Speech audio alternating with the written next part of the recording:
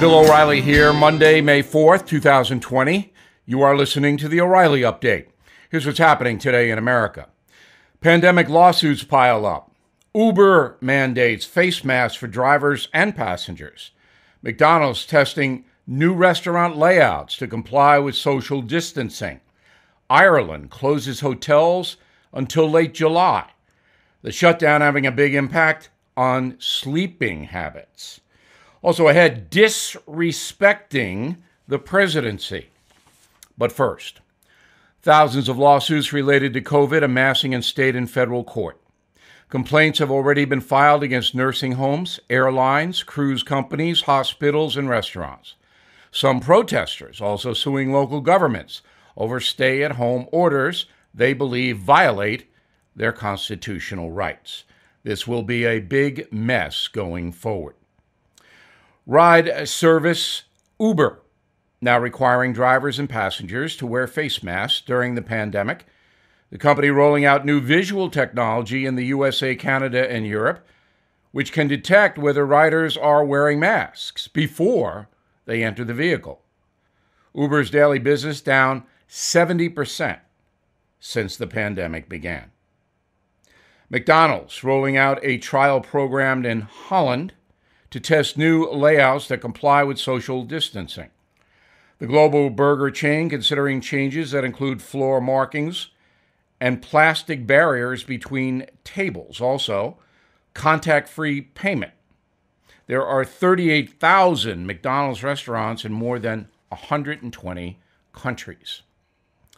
Ireland shuttering hotels and hostels until late July, effectively killing the summer tourism industry.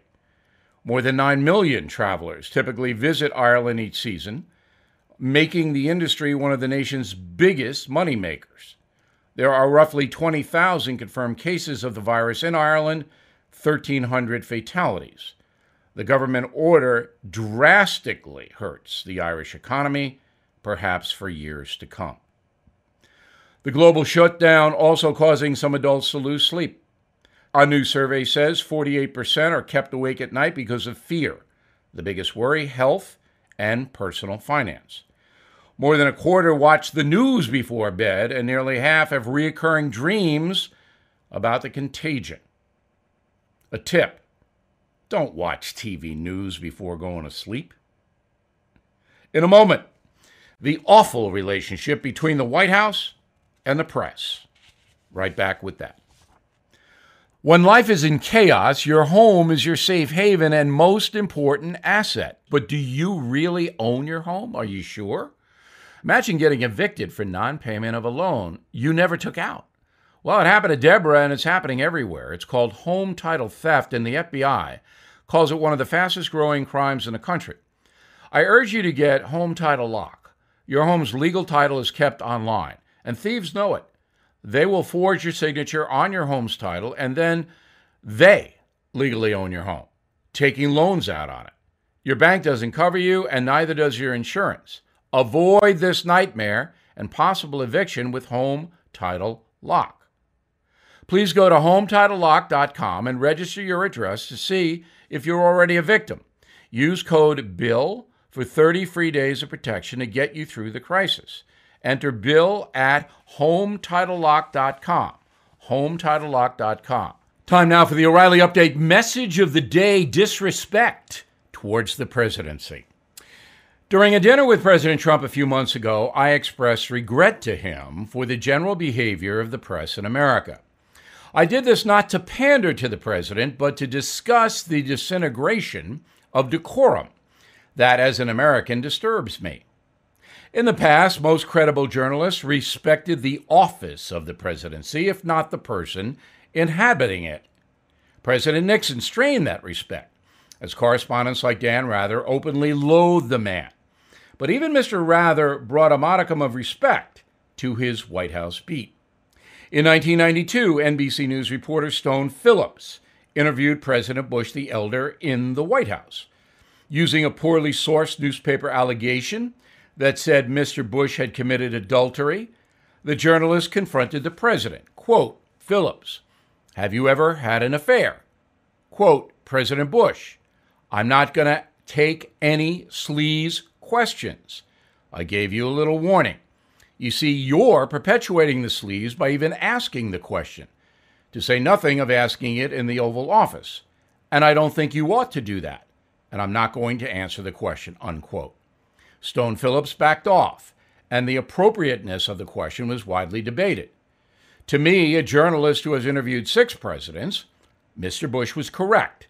The White House is the wrong place to attempt a tabloid exposition. Today, many media people do not respect Donald Trump and, by extension, the position he holds and the place where he lives. The Hate Trump press explains his conduct by pointing to the president's deficits. They attempt to justify their bad behavior by pointing to his bad behavior, as if a third-grade rationalization excuses the media's gross disrespect for the executive branch. Americans elect presidents, and once that happens, the person assuming the office should be afforded a blanket of respect simply for holding the position. The presidency is the apex of our republic, something President Bush well understood. In the summer of 2007, I interviewed then-Senator Barack Obama, the Democratic nominee for president. The chat was in York, Pennsylvania, and was lively to say the least.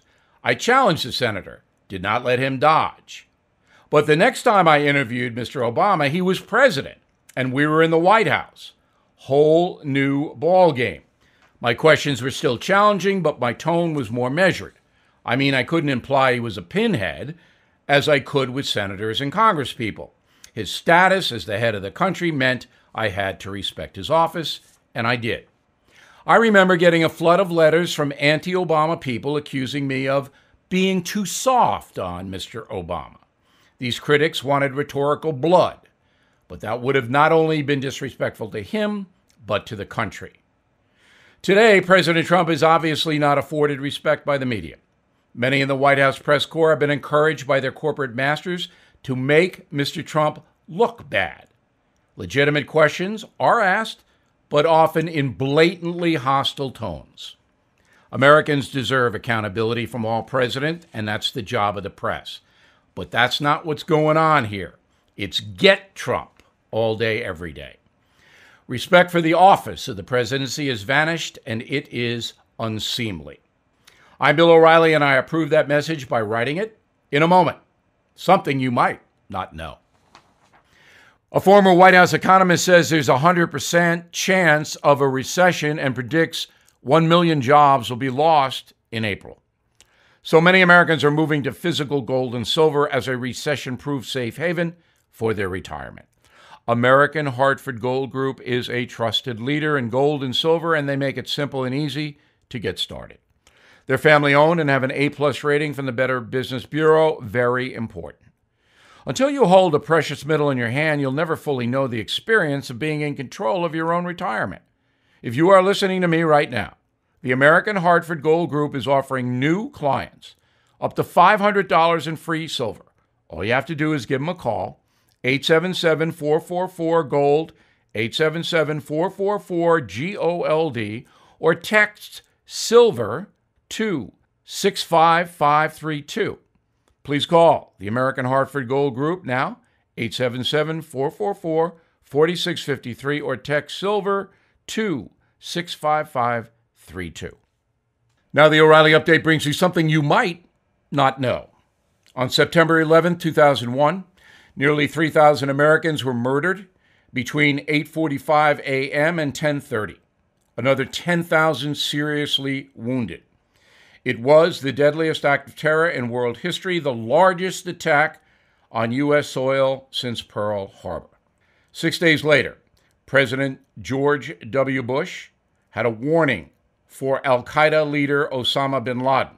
Quote, there's an old poster out west that said, wanted, dead or alive, unquote. Well, it took almost a decade to track down the world's most wanted terrorist, and this week marks 9 years since Operation Neptune Spear, the mission that killed bin Laden. It all started with a letter carrier. Bin Laden was not fond of phones or email, instead using a network of couriers to pass messages. In 2007, U.S. intelligence, acting on a tip from a Pakistani doctor, tracked one of these men to a compound in Abbottabad, Pakistan. To prepare for the raid, a life-size replica of the compound was built. America's most elite Special Forces, SEAL Team 6, began running drills and simulations, practicing the operation dozens of times. On May 1st, 2011, President Obama approved the execution of Operation Neptune Spear. Black Hawk helicopters converged on the compound in Pakistan, one crash landing with no casualties. Even with that delay, the SEAL team located and terminated Osama bin Laden in less than 10 minutes. In his last action, one of cowardice, the terrorist used a woman as a human shield. Shortly before midnight, President Obama addressed the nation saying, quote, "The death of bin Laden marks the most significant achievement to date in our nation's effort to defeat al-Qaeda." And here's something else you might not know. One major figure inside the administration vehemently opposed the raid, Vice President Joe Biden. When asked by Barack Obama if they should move forward with Operation Neptune Spear, Biden's response, quote, "Mr. President, my suggestion is don't go." Back after this. Our world has obviously changed when you venture outside. Face masks are everywhere, and the kind of mask that you use matters. We all want a mask that gives great protection, like medical professionals get with their N95 masks.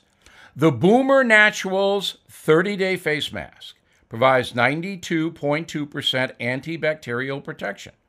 It's comfortable, easy to breathe in, and to speak with. And the masks come in both adult and children sizes. Not only is the Boomer Naturals mask highly rated, but it is affordable. Less than 30 cents a day. These Boomer Natural masks can be used up to 30 days by hand washing them with soap and water.